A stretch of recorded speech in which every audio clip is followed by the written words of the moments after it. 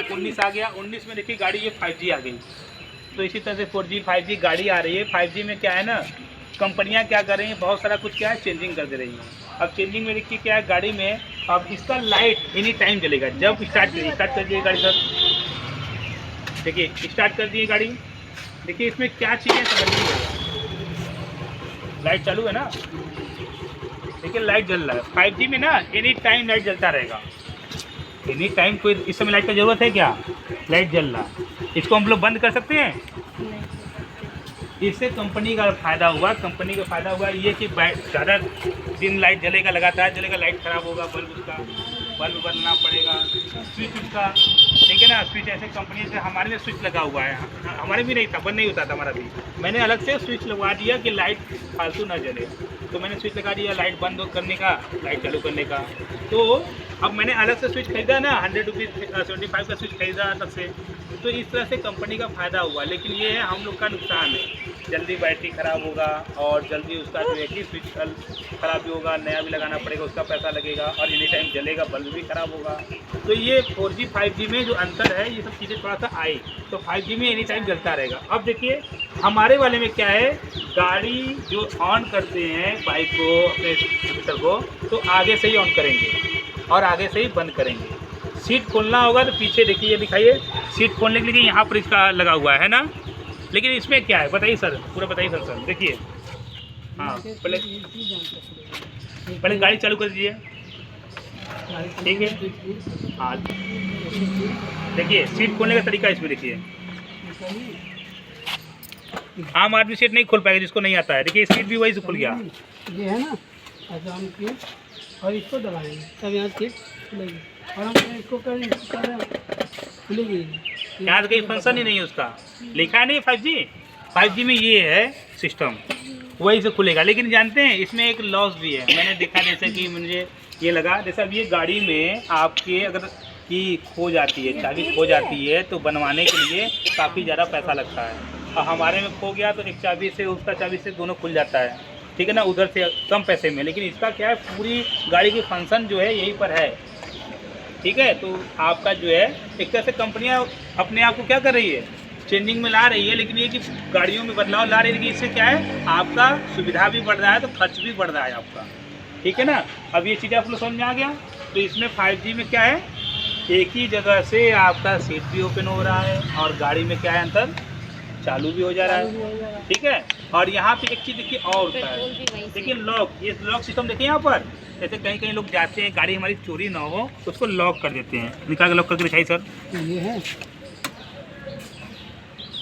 ये चीज़ को देखिए लॉक हो गया। अब चाबी इसमें जाएगा, और ये ऐसे खुलेगी भी नहीं। अब कितने जोर लगा रही है, अब ये नहीं खुलेगा, ये लॉक हो गया, परमानेंट लॉक हो गया, इसको कहते हैं परमानेंट लॉक हो गया ये। कैसे खुलेगा, चाबी नहीं लगेगी, खुलेगी ही नहीं। अब ये चाबी लगाएंगे तभी खुलेगा, देखिए उसका वो सिस्टम बना हुआ है, ठीक है। ये की है, खुल जाए सिम सिम जैसे होता है ना, उसी तरह से उसको बैठाते हैं, उसी तरह से इसको देखिए बैठा दिए, खुल गया। तो 5G में समझ में आ गई है, तो 4G और ये 5G, और उसके बाद 3G आपका है।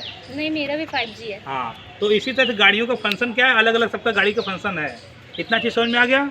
तो आज के बेसिक क्लास में बहुत सी चीज़ें मैंने कल बताया था, तो कल कितने लोग नहीं आए थे?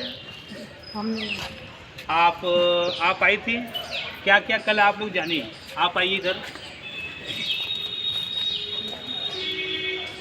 कल क्या क्या बताया था क्लास में, बताइए।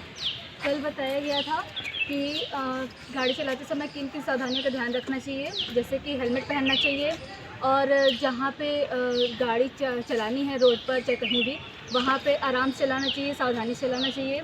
और कुछ ज़रूरी डॉक्यूमेंट्स हैं वो साथ में रखने चाहिए, जैसे कि आरसी पेपर ओनर का रजिस्ट्रेशन सर्टिफिकेट होता है, और पॉल्यूशन सर्टिफिकेट होता है, उसे प्रदूषण प्रमाण पत्र भी कहते हैं, जो कि एक गाड़ी में निश्चित वो रहती है कि पॉल्यूशन, ये गाड़ी इतनी पॉल्यूशन देगी।